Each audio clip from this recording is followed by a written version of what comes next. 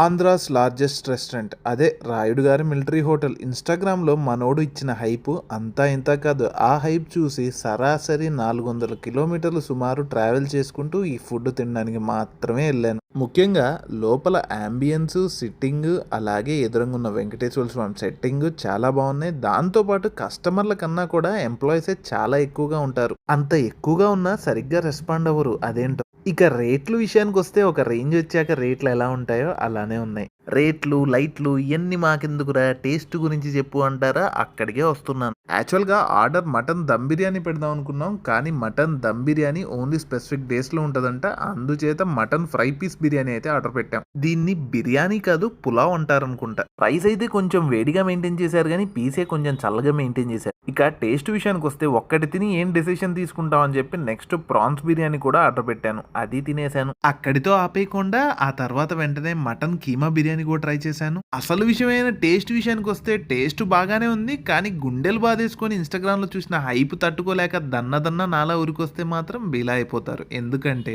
సాధారణంగా మన అమ్మమ్మ గారు లేదా నాయనమ్మ గారు ఫ్రై చేసి దాన్ని పులావ్తో పెడితే ఎలా ఉంటుందో అదే టేస్ట్ ఉంటుంది, హోమ్లీ ఫీలింగ్ ఉంటుంది. ఇక్కడ నాకు బాగా నచ్చింది వచ్చేసి బిర్యానీతో పాటు ఒక షేర్వా ఇస్తారు కదా, అది ఎక్కడా బాగోదు. ఇక్కడ చాలా బాగుంది. మటన్ లివర్ పీసెస్ వేసి చేశారు. సరే కానీ సబ్స్క్రైబ్